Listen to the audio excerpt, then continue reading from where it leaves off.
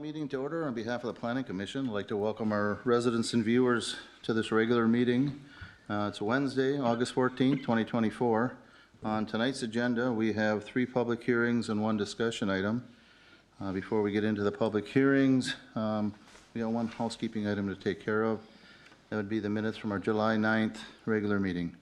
Are there any additions or corrections to those minutes? If not, is there a motion? Motion to approve. We have a motion for approval. Is there a second? I'll second. Motion and second. All in favor say aye. Aye. Minutes are officially approved. With that, then, we'll open up all 3 public hearings at this time. We will take them as shown on the agenda. The first public hearing is a conditional use permit to allow the expansion of a truck terminal within the I-1 zoning district. The applicant is R&L Carriers. The location is 5260 208th Street West. And Tony, you're going to take this. I am. Thank you, Mr. Chair, Commission members. Yes, as Chair Roddy had mentioned, before you tonight is a request for a conditional use permit from R&L Carriers for the expansion of a truck terminal within our I or industrial zoning district. And as Chair Roddy had mentioned, the subject property is 5260 208th Street West. The property owners, there are 2 property owners that own property within the development site, those being RLR Investments and POR MKR Real Estate. The location is the southeast intersection of Pilot Knob Road and 208th Street West. The area is bounded by industrial uses to the east and south, vacant industrial land to the north, and Pilot Knob Road is adjacent to the west. The zoning is, again, zoned I industrial and guided public, semi-public in the 2040 comprehensive plan. As far as the current land use, it does consist of 4 lots in total, 2 of which are outlots and 2 are buildable lots. The existing truck terminal is located on one of those buildable lots and contains the following: 67,498 square foot truck terminal building, a 10,029 square foot maintenance garage, 216 square foot fuel building, and then the associated parking and stormwater facilities that were developed back in 2005 with the original building. The proposed expansion does include a 76,230 square foot terminal building expansion. That would also include 115 bay doors. The expansion would be on the south end of the existing truck terminal building. They would be relocating the stormwater facility to the northwest corner of the site. There will be a 3,178 square foot addition to the maintenance building. An additional parking area to the west of the existing terminal building will also be installed. The expansion area will match similar to the existing building height and facade. As you likely saw, there are no elevations in your packet. They did not provide that, but they did mention that it will match what the existing building is, which is acceptable to staff. This is the ALTA survey that was submitted as part of the overall submittal package. As you can see there, again, these are the 4 lots. You have lot 1 and lot 2 of Farmington Industrial Park 3rd edition. So these 2 lots here are the 2 that are the buildable lots. This is where you have the existing truck terminal building located here. And then the 2 outlots are the 2 lots that are located directly adjacent to Pilot Knob Road. And those would be outlot A and B. And this is the overall site plan. As I had mentioned, the existing truck terminal building is located here. The expansion area is this gray area here with the building here. A paved area around, additional parking added here in the northwest corner of the site, and then the large stormwater pond facility to be constructed in the northwest corner of the site. As I mentioned, the site is zoned I industrial. The front yard setback requirement is 50 feet. Side and rear are 25 feet. The expansion does exceed all of those setbacks, the closest setback being 77 feet, which would be to the western property line. They are proposing 319 off-street parking stalls with the expansion. Per code, a total of 235 stalls would be required. so they're well above that. Additionally, they are providing 250 trailer parking spots as well. Access to the site will remain as it currently does today, with the main entrance coming off at 208th Street West. There is a secondary access that comes off at 210th Street as well. The development site, as I had mentioned, does consist of 4 separate parcels. A replat of those parcels into a singular lot will be necessary. In addition to that, they'll have to vacate certain easements that are existing that were platted with that original plat back in 2005 in order to construct the building. So those will be applications that happen a little bit later. As the commission is aware, there are 6 conditions or criteria that must be met for approval of a conditional use permit. I have those 6 criteria listed on the screen above. Staff feels that all 6 criteria have been met with this particular application. Therefore, the action that is requested this evening is to approve the conditional use permit allowing the expansion of a truck terminal within the I or industrial zoning district at the property located at 5260 208th Street West, subject to the following conditions. 1, prior to issuance of a building permit, the properties must be replatted into a single buildable lot and certain easements must be vacated. 2, submittal of a landscape plan acceptable to planning staff. And 3, obtaining all necessary building and fire permits that may be required. All right, thank you, Tony. With us tonight, a representative from R&L Carriers. Mr. Richards, do you have anything to add to the staff report? I do not. Okay. This is a public hearing. If there are any comments or questions regarding this CUP conditional use permit, please raise your hand. Ms. Ackerman, can you?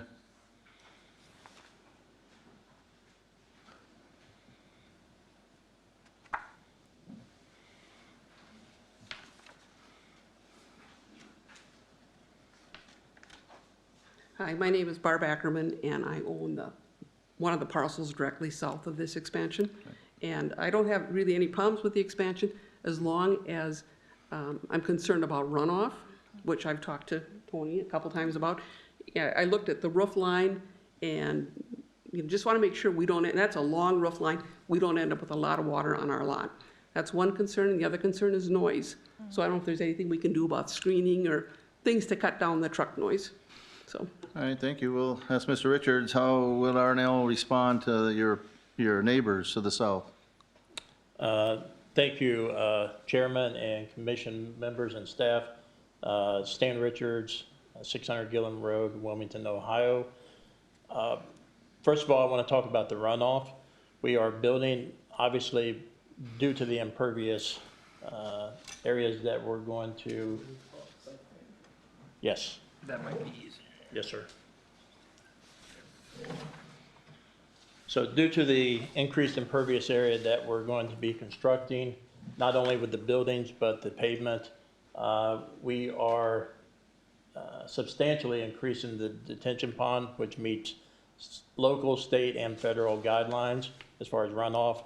Obviously, no more runoff than what is currently going through the storm system in that area will be increased, and our engineer is here that can go into details if we need to do that with Kimley Horn. So runoff we're not concerned with all due to the fact of how large a detention area that we're creating for the impervious area that we're increasing. Number 2, the noise. The noise will not increase at all on this facility.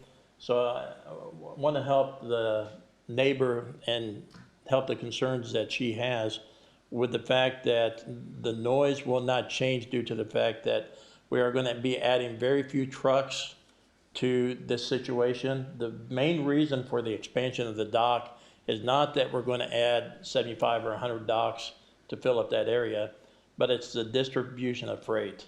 We're getting such a large capacity of freight that's coming in on the current dock that we're having to handle it 2, 3, and up to 4 times to get it separated, putting it on different trailers, moving it out of the way.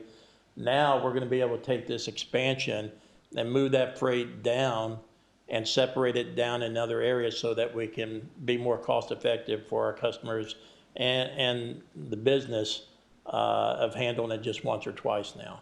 So the noise level will not change, but if there is a concern about that, I'm happy to have further discussion if need be. Ms. Ackerman, did that answer your questions? The first of it, I understand very little about construction. I'm worried about the runoff going to the south, and the holding pond looks like it's on the north end. So there's a storm sewers or something that causes that. Mr. Richards, could you have your engineer just for 5 minutes Yes. explain, as long as you Absolutely. brought them with, I mean, put them to use and. Austin Watts with Kim and Horn, 200 South Trine Street in Charlotte, North Carolina. Is there a pointer that I can?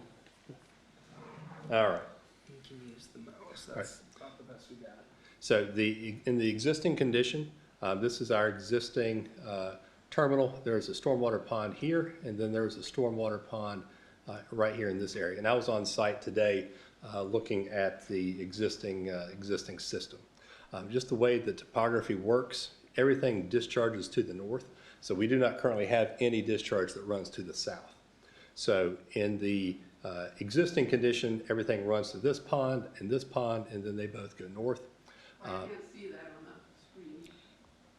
The cursor's hard to see. That's, Okay. I think that's what she's mentioning.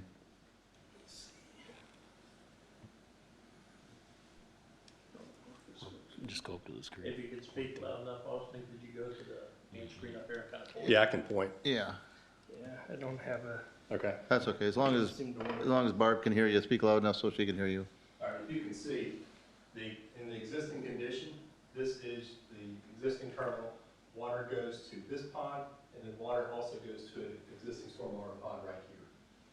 Additionally, there is a stormwater pond to the south that overflows and then runs up through this existing area to this pond, and everything runs to the north.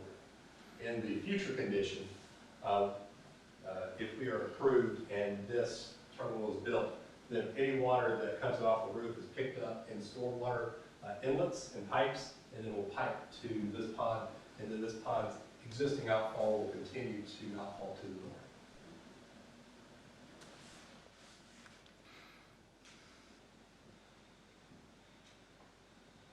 Any other questions that we could help with? Mr. Reagan, did you have anything? You're out in that area too? No? No, I don't have any questions.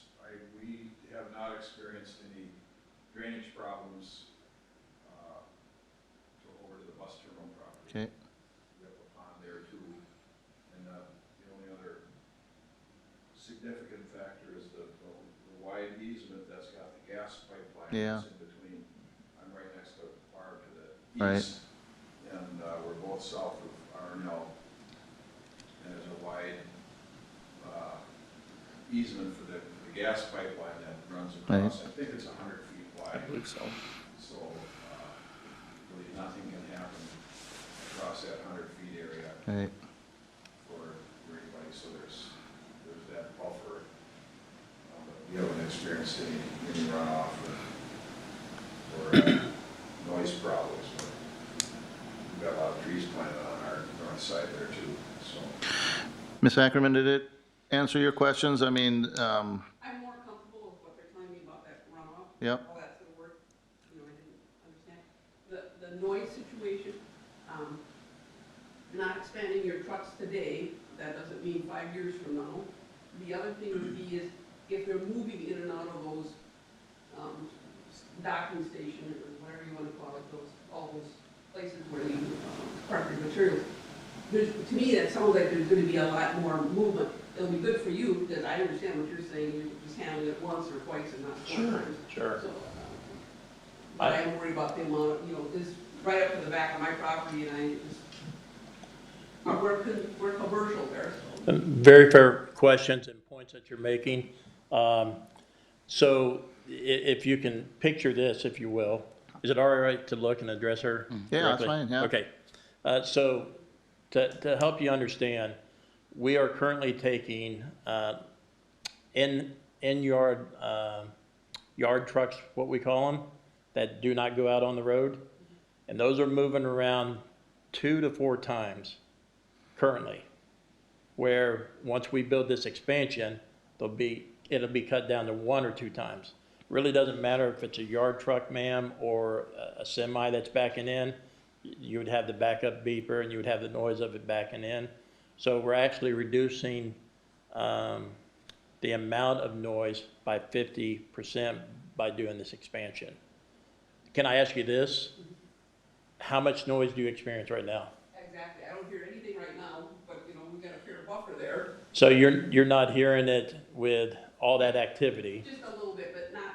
That's not fair. Anything of consequence. It's just that I see that coming in right behind the property and I'm thinking semis, which we do hear from 50 all the time at the stoplight when they do their Jake brakes and all that.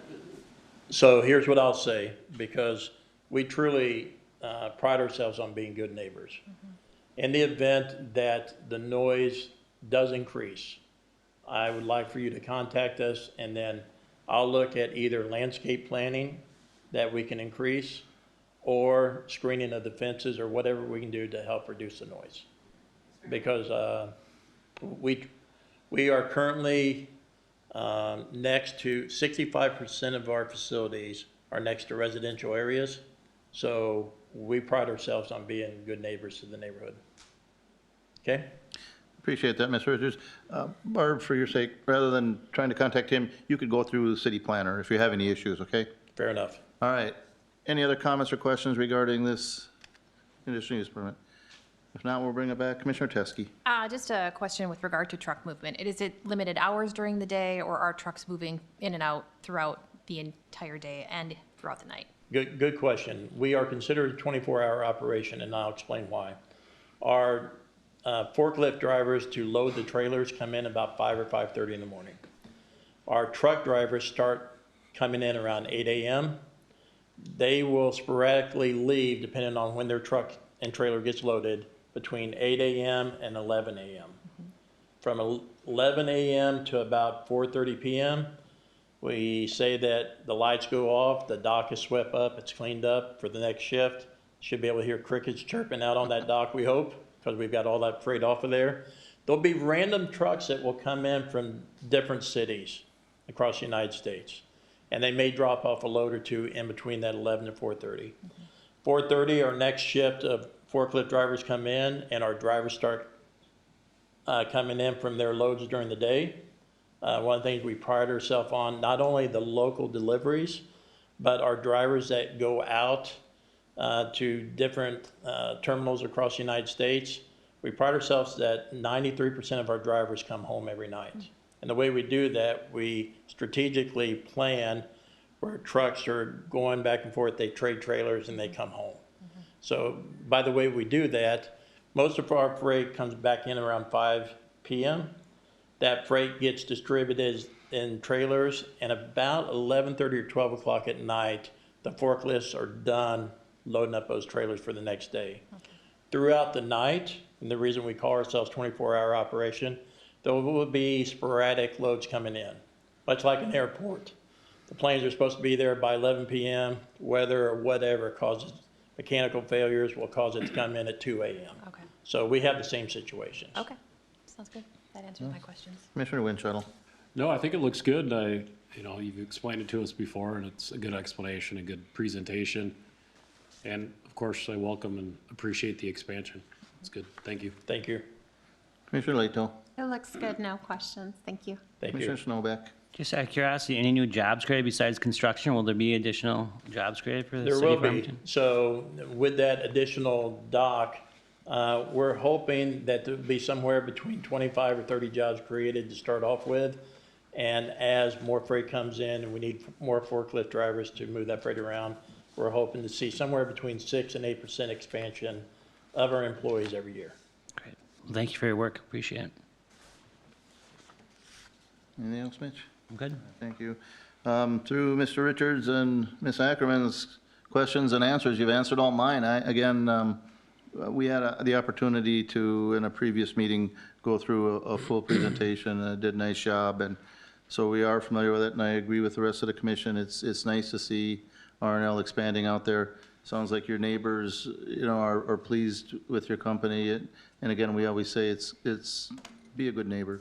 Yeah. It helps and it's easy, and so I have no issues with it, and I'd look for a motion to close the public hearing. Motion to close the public hearing? We have a motion. Is there a second? I'll second. Motion and second to close the public hearing. Call the roll, please. Winchell, Yes. Teske, Yes. Roddy, Yes. Lado, Yes. Snowback. Yes.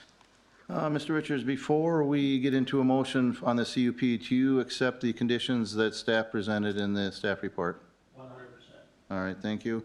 With that, then, I'd like for a motion for the conditional use permit to allow the expansion of a truck terminal within the industrial zoning district at 5260 208th Street with the three conditions that the applicant agreed to. Is there a motion? I'll make the motion. You have a motion, is there a second? I'll second. Motion and Sorry. second, is there any more discussion? If not, call the roll, please. Teske, Yes. Roddy, Yes. Lado, Yes. Snowback, Yes. Winchell. Yes. All right, thank you for your time, and thank you for coming to the hearing. Thank With- you all. Thank you. Yep, you have a good night now. With that, we'll move into our second public hearing. This is a conditional use permit to construct a salt storage shed within the R1 zoning district.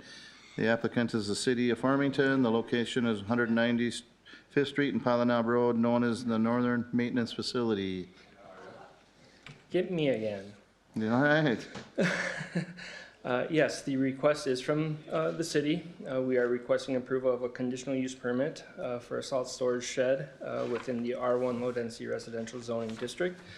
It is at the North Municipal Center campus, located generally at the southeast intersection of 195th Street West and Pilot Knob Road. There is bound by multifamily townhomes to the east and south. Pilot Knob Road is to the west, and Aiken Road Elementary is to the north. As I mentioned, the property is zoned R1 low-density residential and guided public/semi-public in the 2040 comprehensive plan. The current land use, the campus does consist of Fire Station Number 2, Central Maintenance Facility, Police Station, a water tower, and well house. Currently, the city obtains our salt from the Dakota County's facility located off of County Road 50, which is just west of McDonald's. You might have seen the shed that's out there. The county is looking to relocate that facility, and that relocation would put it outside of the city of Farmington. And this plan for that relocation is more near-term than long-term. So because of that, we must look at a internal location for salt just from a logistics and cost standpoint. The long-term planning for that North Municipal Center campus did include an area for such a facility. Public buildings are conditional use in the R1 zoning district, which this falls into that. The proposed facility would be a 65-foot in width and 112 feet in length, so just over 7,000 square feet. The height will be just at about 30 feet to the very top of the structure. The maximum height allowed in our R1 zone is 35 feet, so it's within that regulation. And then the structure itself will consist of engineered fabric on a steel frame. The fabric will be a tan or sandstone color. So here are kind of examples of what the structure will look like. And this is actually the color of the fabric that will be used with this proposed facility. So the minimum setbacks in the R1, front yard is 20, side and rear are 6 feet. Again, similar to our previous CUP, the setbacks for this structure well exceed what those minimums are. The closest that this structure will be to any property line is 290 feet, and that's to the easternmost property line. The maximum lot coverage for structures in our R1 zone is 30%.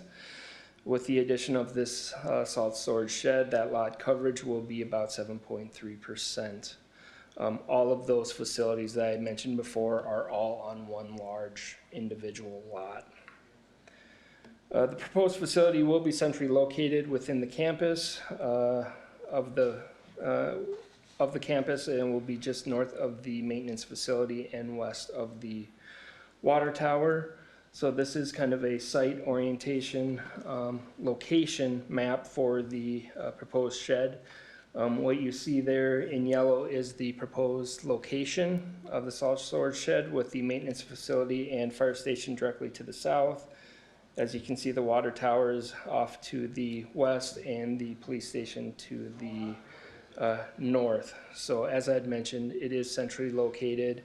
And with the color palette that they're looking to utilize, it blends in with the existing buildings that are out there. They're all that tannish color, so that's the main reason they went with that specific colors, to try to tie it all together. Similar to the previous conditional use permit, there are 6 criteria that must be met for approval. Staff does feel that this application does meet those criterion. Therefore, the action requested is to approve the conditional use permit allowing for the construction of the 65 by 112 salt storage shed within the North Municipal Campus, subject to the following condition, and that being obtaining all necessary building permits that may be required. And I will also point out that the building official has looked at this structure and has found that it would be acceptable from a building code standpoint. So just wanted to throw that out there as well. So. All right, thank you, Tony. This is a public hearing. Is there any questions regarding the CUP? Young ladies, you got anything? Nothing, all right. Commissioner Winchell, Nothing, looks good. Commissioner Leto. I just, forgive me, but when the salt's there, is it just kind of like a pile of salt, or is there some security? I'm just concerned if, like, a lot of people still go there to try and recycle boxes and things like that. Is there any concern about somebody going in there and damaging or trying to take some of it or anything like that? There hasn't been any expressed concern with that, specifically with its location by the maintenance facility, the fire station, and the police station right there. Right. We do have cameras throughout that area as well. So I don't know that security is a big issue. Okay. So. Sounds good. I just wanted to double check. I've never seen this stuff. Thank you. Commissioner Snowback. Did you look at any other locations besides, Tony, when you went into this process, or? I don't believe we did. I think this was a site that we had identified back when we originally constructed the campus up there back in 2001. To my knowledge, no, we have not identified a secondary location. Is it, one of the keys is its efficiency with having the maintenance building right there? Is that why they want to locate it by it? Yes. Okay. It's efficient. I think really what would happen if we had to take empty snow plows out on the roads during winter time to, let's say, go to Randolph to get salt. That's not an ideal situation for those operators running that heavy machinery that distance with no load. Again, it's just not an ideal situation. Can it be done? Sure. But ideally, that's not something we're looking to try to do. We want to try to consolidate it, keep it close, just for efficiency purposes. Okay, thank you. Commissioner Teskey. Can you just help answer a question for me? So long-term, this is permanent? Okay. Yes. I was kind of confused on the wording of that. So this It is is the permanent. long-term solution It for is. location and placement? Correct. Is it the long-term solution for structure? I believe it is, yes. Okay. And this is a pretty standard type structure for this particular use. The design of those buildings up there are really well done. So to drop this in, it just seems interesting. And just wondering if you've reviewed the wind load that building can support, because I don't know, Yep. we get pretty wicked winds at times, Yep, and so I just want to make sure. The contractor that we're looking to utilize for this has submitted information that it does meet all wind and snow loads. Okay. Those are my only questions. So. Thank you. Yep, Tony, this was noticed correctly? it was. Okay. The reason I ask is, there's no residents, and it is in the middle, and I think mostly out of sight, but, You can say I think I sent out 400 and some odd notices for this one. yeah. so nobody- and my questions were traffic changes, but I see there's none that'll be incurred. Somebody may have asked about this already, but runoff issues, they don't see any, and that, my first question that Krista was talking about, about the tent type structure. Right. you said it was snow load was checked, but, I just remember the Metrodome was too, and, that's the time you're gonna need it, is when that happens, so. Right. But, there's engineers that are really smart people out there that can figure this out, and maybe they got that design, so I'm not gonna second guess it, and I hope it looks nice, but, from a visible standpoint, it isn't real, it's hidden back there between the water tower and, It's about the best location that you could find for that Yeah, area. yeah. If you're going to put one there, is it completely ideal? Maybe not, but it's the best location that's out there. okay. I have no issues with it, and with that, I look for a motion to close the public hearing. Motion to close. We have a motion, is there a second? I'll second. Motion and second to close the public hearing, call the roll, please. Roddy, Yes. Lado, Yes. Snowback, Yes. Winchell. Yes. Teske. Yes. In front of the commission then is a conditional use permit allowing a construction of a 65 by 112 foot salt storage shed within the northern municipal campus with one condition, which Tony, you agree to, right? Absolutely. All right, with that, I'd look for a motion Motion to approve. for approval. Is there a second? I'll second. Motion and second. Is there any more discussion? If not, call the roll, please. Lado, Yes. Snowback, Yes. Winchell. Yes. Teske, Yes. Roddy. Yes. All right, we'll move into our third public hearing. This is an ordinance amendment to City Code Section 1063 regarding election signs. Just the time of year for that, huh, Tony? Yes, it is. I'll take that. Oh, Jared's Chair. taking that one, all right. Sure. Thank you, Chair, Planning Commission members. As you said, election season is in full swing here, and staff is proposing a minor ordinance amendment in relation to the allowable time to post and remove election signs for state general election years.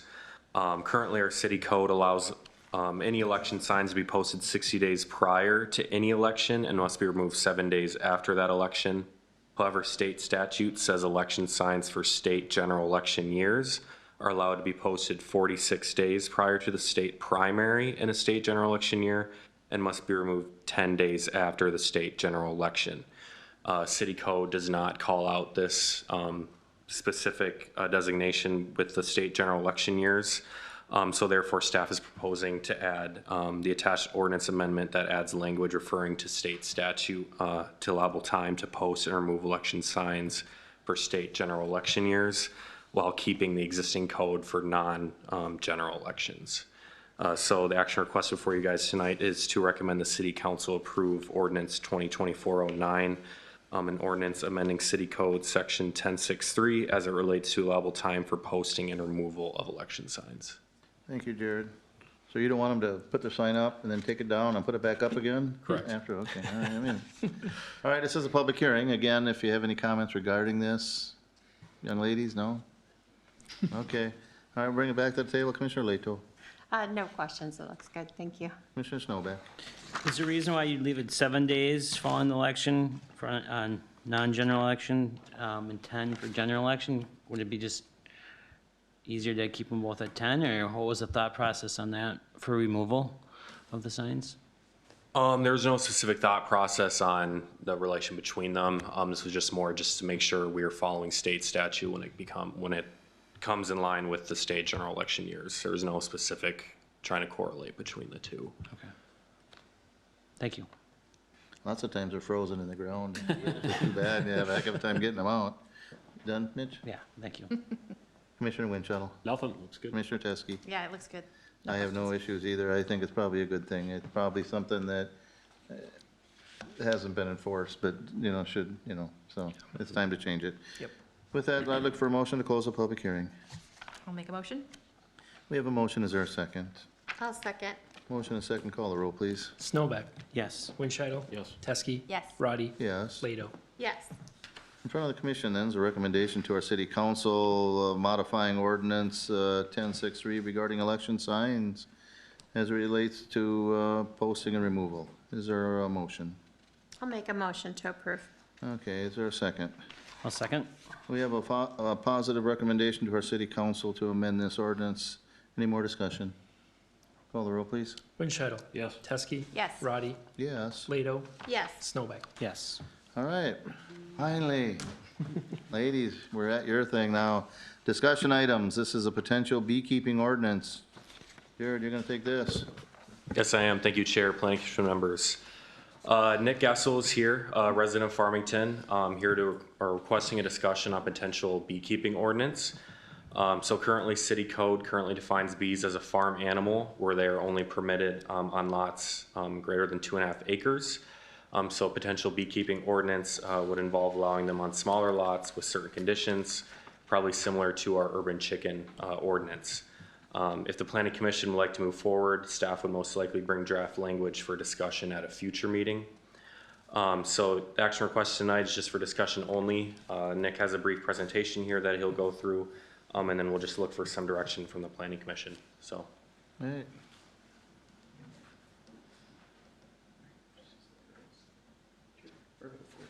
Still, if you want to push the arrows.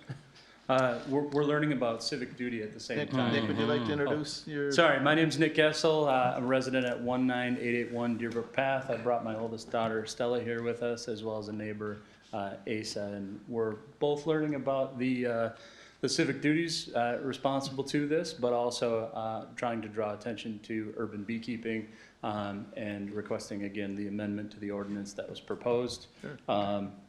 We found out through the process of working to keep bees and actually mistakenly going about this the reverse way. We adopted a bee colony and quickly found out that it was wrapped up under the farm animal ordinance and restricted by either lot size and or plot location. And so again, we're here to request that that ordinance be amended to exclude bees and to follow similar suit to surrounding communities. I think in most cases you will find that our surrounding communities are embracing the food at home initiatives as well as embracing bringing bee awareness. Bees are not the only pollinators, but are our primary source of pollination for our fruits, vegetables, things that we eat, consume, and the flowers that we love and observe around us. And so there are bee shortages, if you will, due to pesticide utilization as well as over-urbanization of public areas. And so, again, our presentation here, I won't drain each and every slide, mainly for your guys' and or public consumption. But again, you know, the overall objective here is to draw awareness and to request the amendment to the ordinance. I did include some slides here about benefits of beekeeping. Again, you guys take a peek, a look at that. We're supporting pollination, increasing biodiversity in our communities. We're also working to counteract bee population decline. The bees that are commonly kept by beekeepers are suitable species due to their temperament and or their desire to be kept in like Minnesota, for example. There are a variety of species of bees if you guys look deeper into this. And they all are readily acceptable by the Minnesota Beekeepers Society, as well as there's a University of Minnesota Beekeeping Extension that offers classes and things like that related to this. And then with that, also promoting a healthier, more robust ecosystem. Common concerns kept with beekeeping. Most people think that anything that flies and stings is a bee. More often than not, what you guys are observing out there that's bothering you are hornets and wasps, things of that nature. Bees you more commonly will not see. They're sort of an up and out creature. While there's thousands of them in the hive, they don't all leave the hive. There's certain types of bees that come and go, are collecting the actual pollen. And those types of bees, again, are very task-driven, and if a bee stings you, it dies. And so it's not looking to pester and bother you similar to a wasp or hornet. Unfortunately, they all kind of look similar and buzz and bother sort of similarly, and so they get a bad rap, if you will. Allergies and swarming. Myself personally, we had an allergy plan. We went out and bought an EpiPen. We were aware of our neighbors that had potential allergies for them. After speaking with them, not saying that everybody would do that, but our personal plan included that, and also others do include that, as well as notifying your neighbors that may potentially be impacted by observing the hive and or the activities. It's sometimes alarming to see somebody go out in a bee suit or have their kids out there in a bee suit goofing around. People kind of wonder what's going on. It's a bit of an alien process. And so that comes the education piece. Swarm management. So bees will abscond from their hives if conditions aren't kept appropriate. And so from time to time, you will see bees leave. Traditionally, they'll swarm to a nearby tree or something like that. There are swarm and flight barriers that can be put into place, as well as where your hive placement is on your property adjacent to nearby structures and or people, forcing those bees to go up and out versus over to somebody else's property, invading their space and or place.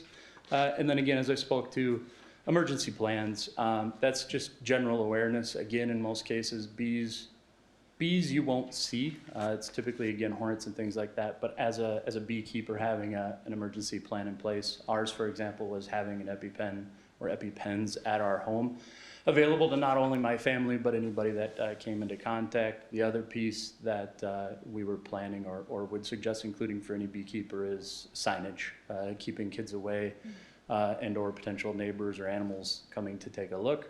Doesn't have to be anything crazy, you know, you don't require any electric fence or anything like that. Just something to keep people away and aware that if they do approach and they are in the area that they may potentially be exposed. And then safety measures we kind of hit within the concerns as far as hive placement barriers, and then you know, conducting regular inspections to make sure that your bees are going to stick around versus leave you, and removing the risk of that swarming activity. I provided some bee facts here. One of the ones I'll hit because this came up when I produced this document and posted it on Facebook for the community to look at. One of the biggest questions that came up was travel distance.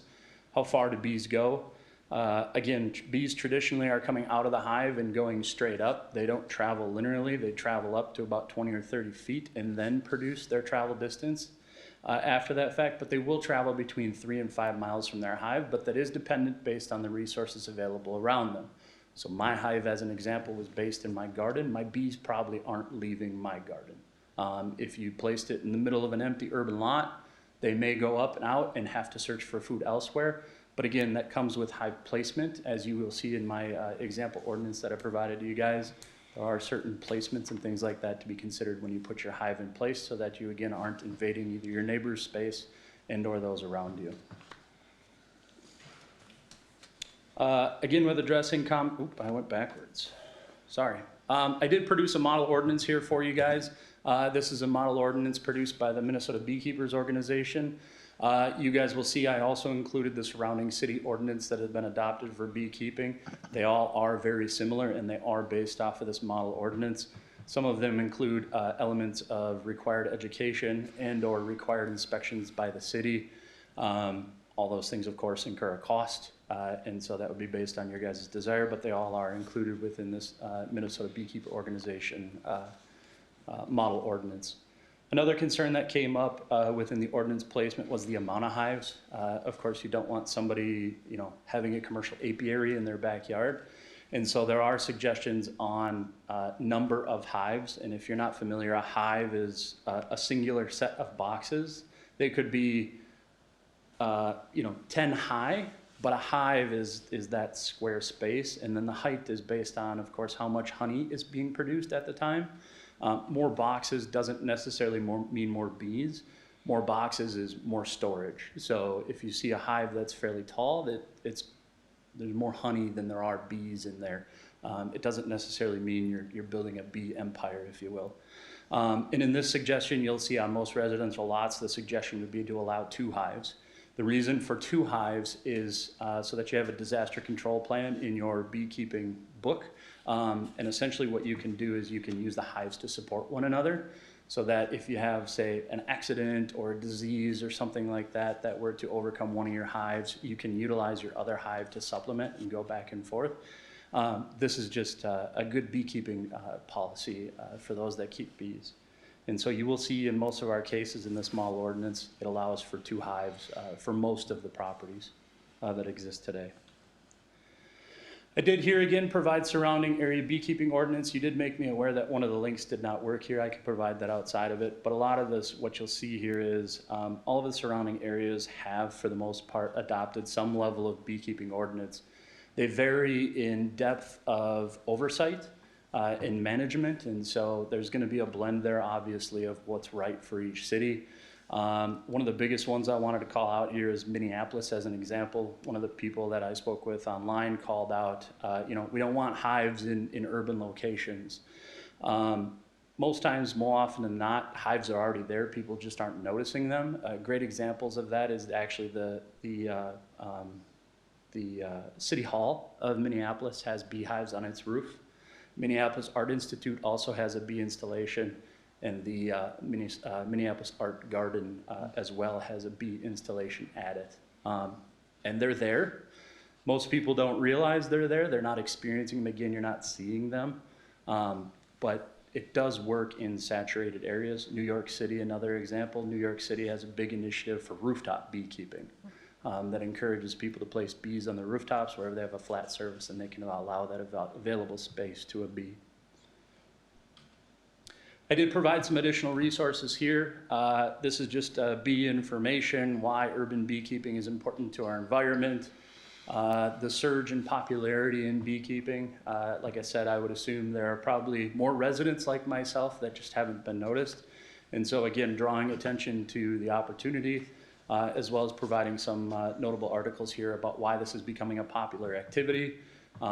It's you know, kind of the food at home craze, as well as being able to provide for yourself. Obviously not promoting starting a business here with the bee hobby in the backyard, but more so educating my children, the neighboring children, and providing food for my family. And that is the end. Anything you guys wanted to add? No. Perfect. Any questions? No, Mr. Gessler, you did a great job. If you could just stay available, maybe some of the commissioners might. We'll start with Mitch. Yeah. Yeah, I'd be interested in maybe on our side of reaching out to the Egan's and the Lakevilles to see if they've had any, you know, concerns from their citizens or problems in the process, just to find out how it's worked for their communities. That's one thing I would appreciate if you guys could look into, rather than just kind of start on yourself. Let's find out what's happening around us. Your presentation was awesome. I learned so much. It was really sweet of you guys to do that. But how about if there is a concern of a neighbor, would there be a process for them to approach the city or approach the beehive person? What does that look like? What does it look like? I looked at Egan's and Lakeville's. So there is, I mean, obviously the ordinance, you're allowed to keep, you know, whatever based on how that ordinance turns out. However, you will see in a lot of the ordinances that there is a reserved right to inspect and revoke those privileges if there are complaints. And so in a lot of these cases, and one of the things that I've talked about with a couple of you guys is that inspections probably isn't a realistic opportunity for the city of having somebody go out and check all the time. And so it would have to be a complaint-based system where essentially if your neighbors are having issues with it, beyond just that they don't like it and or, you know, concern, my hope would be that neighbors could figure it out face to face. But if it were to escalate beyond that point, you will notice in some of the ordinances there is an opportunity reserved in there to inspect and remove the use permit, if you will. In most of these cases, similar to chickens, you're required to submit for a permit, and your permit could be denied or revoked at any time. Sure, I mean, a yearly permit or a 2-year permit. So if there is a problem, maybe it happens on the permit timeline. I mean, and too, if you've got don't get me wrong, bees can go rogue, and that's up to the beekeeper to obviously monitor and maintain their hives. And so my hope would be that if something were to go awry and somebody complained, that you guys would reserve the right in any ordinance written to revoke that permit at any given time, should a problem occur, if that beekeeper is not willing to resolve that situation. Sure. Obviously, got to allow people time to fix the situation. Dealing with the planning commission, when I got my request to remove my hive, I made a phone call and I said, look, this isn't moving a trash can or stuff on the side of my house. I need a little bit of time to rectify this, but I think as long as obviously a resident's willing to work and fix the problem in a meaningful amount of time, you know, that's one thing. But again, you'd be silly not to craft something within the ordinance that reserves the right to either monitor and or revoke those privileges if those requirements aren't met. Is there a concern of oversaturation? Let's say 5 houses right by each other want to have hives in your research and your experience? You certainly could. In most cases, traditionally not going to happen because beekeeping isn't that popular. Sure. Yeah. It's a bit of an odd duck hobby and something a little bit crazy to get into. I mean, oversaturation from a point of will you have a problem? Again, bees aren't traditionally creatures you see. I would beg to offer that you guys have probably seen like the big fuzzy bumblebees every once in a while, but a true honeybee, you probably haven't seen or even paid any attention to. And again, it's wasps, hornets, things like that. So even if like I had bees at my home and Phil 4 doors down had bees at his home, it's not going to produce an issue so long as both hives are managed. Also, as beekeepers, you would want to work with one another because bees will rob each other. And so they kind of self-manage and govern in that sense. And so as a beekeeper, you'd want to work together and you wouldn't want to oversaturate an area, to your question. Sure. Well, I appreciate your time and your experience in the beekeeping realm. Thank you. Yeah, absolutely. Thank you for the question. Thanks, Mr. Phil. No, I think it looks good. I'm just curious to see what other cities have for the exact ordinances. You know, and I think something could be made similar to the chicken ordinances that we have as far as the inspection, you know, obviously the no sale of honey coming to your front door, you know, with eggs, the same thing. But yeah, I think it truly is. It's gonna have to be a complaint driven. I don't think it's cost effective for the city to physically inspect, you know, every year or every 6 months or, you know, so. Right, and staff aren't trained in Yeah, apiary yeah. to know what is, you know. Accurate or not accurate, Correct. or good or bad, yeah. So I think it certainly has, it's got potential. I think we just need to look into it a little more with surrounding cities. Anything else, Phil? No? Krista? I agree. I appreciate the presentation. I think it's really well done, and I appreciate your passion around the bees. I think it's, like Phil had said, we just need to look at the other communities and what they're doing from their bee maintenance or bee, similar, I kind of joked earlier, like, bees are the new chickens, but I do appreciate, I mean, even my employer is embracing bees. We've got a lot of real estate throughout the United States, and we're putting, you know, bee boxes on top of roofs. So really appreciate this, and I look forward to see where this goes. Anything else? Leanne? I think it looks really good, and I'm glad that you brought your kids, because I think it's great to kind of get them involved in certain things. The only question I have is, would there be any sort of education requirement? The only reason I ask this is I know, I mean, honey doesn't spoil, and it's a really good nutritious product. You can use it medicinally as well. But I do know that if you have an infant under the age of a year, they can be subjected to botulism if they're exposed to it. So would we want to consider having some sort of education around that so people have that awareness? That's the only thing I would add to it. We can certainly look at that. Okay. I think part of that will be staff doing our research with not only the surrounding communities, but also with what that model ordinance provides as well. But yeah, I think all of that will probably be under some sort of consideration. Okay, sounds good. That's all I have. Thank you. Mr. Gessel, thank you for coming. You've lit the spark, I'll say that. Our process isn't going to be tonight. You probably know that. I'm not sure what your timeline is. I'm not sure, Tony, what your timeline you're thinking.